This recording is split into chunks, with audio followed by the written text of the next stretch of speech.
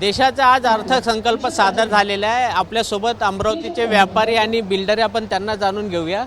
कसं वाटलं आज अर्थसंकल्प सादर झाला?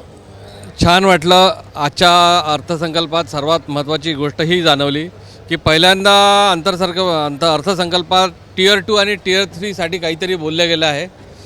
टियर 2 आणि 3 साठी CRF जी शासनाने जी नवीन योजना आहे त्यांचा फोकस आता मेट्रो सिटीजवरून लहान शहरावर आला हे प्रकर्षाने जाणवलं।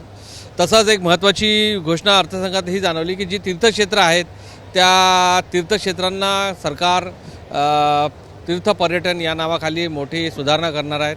अमरावती शहरात एकविरा आणि अंबादेवी संस्थान हे मोठे संस्थान आहेत।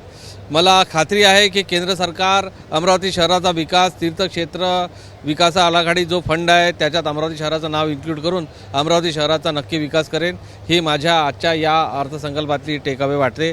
बांधकाम विभागासाठी म्हणजे जे रिअल इस्टेटसाठी काही विशेष तरतूद नसली तरी बांधकाम विभागासाठी बरेचसे प्रोत्साहनात्मक टॅक्समध्ये कट केलेले आहेत। नक्की आमचं क्षेत्र फ्लरिश होईल। बराचसा वेळ मॅडम बोलताना इन्फ्रास्ट्रक्चर डेव्हलपमेंटवर बोलत होत्या, याचा अर्थ कुठे ना कुठे इन्फ्रास्ट्रक्चरवरही मोठा फरक पडून आपल्या पूर्ण देशाची इन्फ्रास्ट्रक्चर ग्रोथ चांगली होईल अशी माझी या अर्थसंकल्प। तुम्हाला काय वाटते? आपल्या या गव्हर्नमेंटचं नेहमीच छोट्या शहरावर लक्ष राहिलेलं आहे। स्मार्ट सिटी जो प्रोजेक्ट मोदीजींचा प्रोजेक्ट होता त्या स्मार्ट सिटी 2 आणि 3 टियर सिटींनाच महत्त्व देण्याचं काम ह्या गव्हर्नमेंटने केलेलं आहे आणि तसंच या बजेटमध्ये अर्थसंकल्पात आम्हाला आढळून आलं।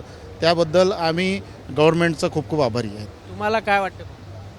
नवीन अर्थसंकल्प जो सादर झालेला आहे त्याच्यामध्ये इन्फ्रास्ट्रक्चरवर नेहमीप्रमाणे भरपूर जोर दिलेला आहे आणि त्याच्यामुळे विकासाला गती मिळेल हे आम्हाला विश्वास आहे।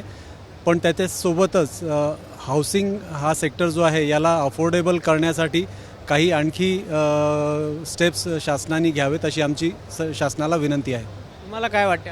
अर्थसंकल्प हा खरोखर यावर्षीचा गेल्या वर्षीपेक्षा चांगला आहे, परंतु जर पुन्हा अजून या बांधकाम क्षेत्रासाठी जर काही केलं गेलं असतं तर निश्चितच ग्राहकाचा सुद्धा त्याहीपेक्षा अजून चांगला लाभ झाला असता आणि निश्चितच लोकांचे जे राहिलेले घर आहेत ते पूर्ण झाले असते।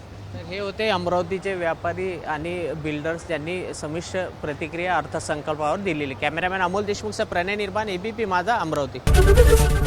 ABP माझा, उघडा डोळे बघा नीट।